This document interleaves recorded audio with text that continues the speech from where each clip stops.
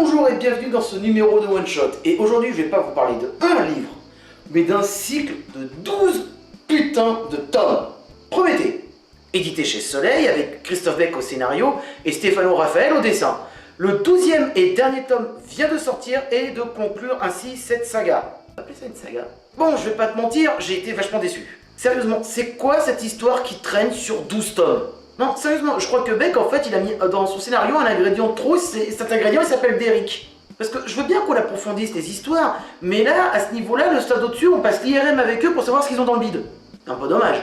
Bon, attention, tout n'est pas bon à acheter, il faut quand même pas déconner, il y a un symbolisme intéressant qui est utilisé avec une catastrophe d'envergure mondiale tous les jours à 13h13. Et si je vous dis, par exemple, qu'à un moment donné, tous les avions en vol dans le monde s'écrasent simultanément, est-ce que ça vous donne l'ampleur de l'effet mondial? Le problème, le symbolisme me gêne pas, au contraire, j'aime bien de temps en temps avoir des symboles comme ça, comme cadre de repère, mais quand on en met trop, ça finit par noyer le lecteur sous un flot d'informations qui est trop important. Et combiné à une histoire qui est parfois molle et manque d'intérêt...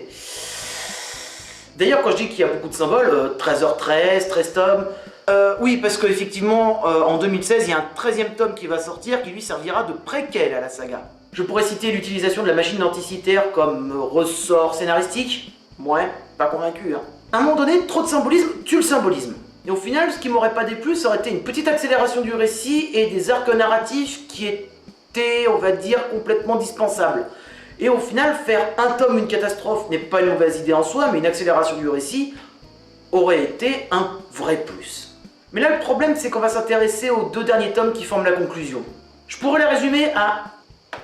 Bordel, des extraterrestres dormant au fond des océans pendant plus de 65 millions d'années, qui sont la cause réelle de l'extinction des dinosaures. C'est ça le plot de fin?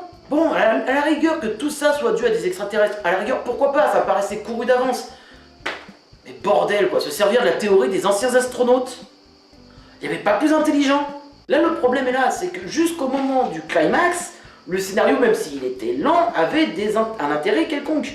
Voilà, donc le problème pour moi, c'est que le scénario se casse complètement la gueule au moment de ce climax où les extraterrestres nous collent une défaite humiliante à la mode Blitzkrieg.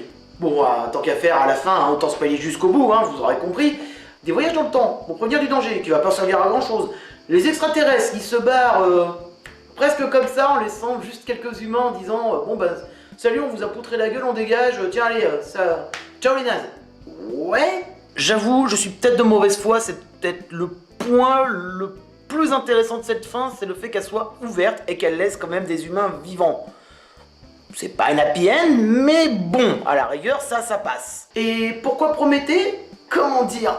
Dernier strip, le mec se retrouve avec un voyage dans le temps au moment où les australopithèques sont encore que des créatures qui ont à peine quitté la savane et qui n'ont donc aucune avance technologique. Un humain au milieu de tout ça arrive, leur donne le feu, et se sacrifie en s'attachant à un rocher pour se faire boulotter par un aigle. Voilà. Bref, vous l'aurez compris, Prométhée synthétise un peu tout ce que je n'aime pas en ce moment dans la BD française. Et en ce qui me concerne, je ne me vois pas claquer 170 € pour 12 tomes. Et tout ça pourquoi? Bah, tout simplement pour un gloubi-boulga scénaristique de symbolisme qui ne sert strictement à rien. Ah oui, et la théorie des anciens astronautes aussi. Sincèrement, arrêtez, s'il vous plaît. Arrêtez avec ça. Bon, pour une fois, je vais peut-être quand même un peu nuancer mon propos, parce que j'ai eu quand même on va dire, un avis extrêmement négatif. Peut-être que ce genre de livre n'est pas fait pour moi. Peut-être qu'il ne rentre pas du tout dans ma catégorie de goût. Après tout, pourquoi pas? Soyons de bonne foi. Faisons-nous l'avocat du diable. Donc, je vous invite, si vous les trouvez, pas à les acheter, hein, ça je vous laisserai seul juge, mais néanmoins à les lire et vous forger votre propre avis. Et si vous n'êtes pas d'accord avec moi, je vous attends dans les commentaires, je suis prêt à en discuter. Et voilà, ce numéro de One Shot est enfin terminé. Donc vous connaissez la manœuvre, partagez, likez, abonnez-vous si ce n'est pas déjà fait. N'hésitez surtout pas, et je conclurai, gardez toujours un livre à portée de main et portez-vous bien, amis lecteurs.